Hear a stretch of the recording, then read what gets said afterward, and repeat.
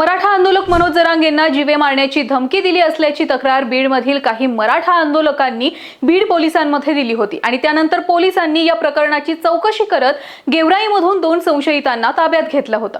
या 2 संशयितांची कसून चौकशी केल्यानंतर पोलिसांना इतरही काही साथीदारांची माहिती मिळाली असल्याचं बोललं जात आहे। बुधवारी रात्री मराठा आंदोलक मनोज जरांगे पाटलांनी देखील स्वतः पोलीस अधीक्षक अजय कुमार बन्सल यांची भेट घेतली होती। या भेटीमध्ये त्यांनी पोलिसांना आपल्या जीवाला खरोखर धोका असल्याचं आणि आपल्यासोबत काहीतरी घातपात होणार असल्याचं सांगितलं होतं।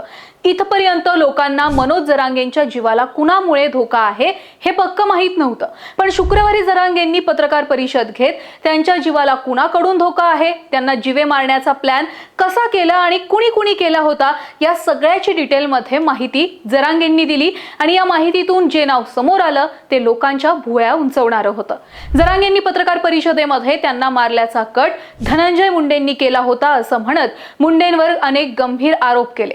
जरांगेंनी स्वतःच्याच घातपाताचा प्लॅन अगदी सविस्तरपणे सांगितला। जरांगे असं म्हणाले की माझ्या हत्येच्या कटामध्ये 10 ते 11 जण सहभागी आहेत। या सगळ्या कटाचा मूळ धनंजय मुंडे आहेत।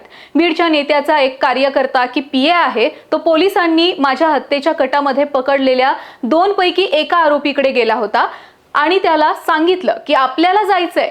या आरोपींना त्या नेत्याच्या व्यक्तीनं नेलं आणि पहिलं काम सांगितलं की खोटं रेकॉर्डिंग बनवा। नंतर त्यांनी दुसरा प्लॅन केला, खूनच करून टाकायचा किंवा मग गोळ्या देऊन किंवा औषध देऊन घातपात करायचा असं ठरलं। धनंजय मुंडे यांनी माझ्या विरोधात षडयंत्र रचण्याचं काम केलं। मुंडेंच्या पीएने पकडलेल्या आरोपींपैकी एकाला परळीला नेण्यात आलं। तिथं धनंजय मुंडे महत्त्वाची बैठक सुरू असताना आरोपीला भेटण्यासाठी बाहेर सुद्धा आले आणि 20 मिनिटं आरोपी सोबत त्यांनी चर्चा सुद्धा केली। 2.5 कोटी घातपाताची डील ठरली, पण नंतर त्यांना काहीच जुळेना म्हणून छत्रपती संभाजीनगरच्या झालटा फाटा इथं धनंजय मुंडे 1 तास आरोपीची वाट सुद्धा पाहत थांबले होते। तिथं ते आरोपींना भेटले आणि गोळ्यांची वगैरे व्यवस्था करतो असं आरोपींना सांगून धनंजय मुंडे मुंबईला गेले असं म्हणत जरांगेंनी धनंजय मुंडेंवर आरोप करायचं काहीही बाकी ठेवलं नाही। जरांगेंच्या या आरोपांनंतर धनंजय मुंडे प्रत्युत्तर देताना असं म्हणाले, मंत्री म्हणून मला जेव्हा मनोज जरांगे यांचं उपोषण सोडायला लावलं त्यावेळी माझ्या हाताने त्यांनी एकदा उपोषण देखील सोडलंय। तसं माझं आणि त्यांचं वैर नाही।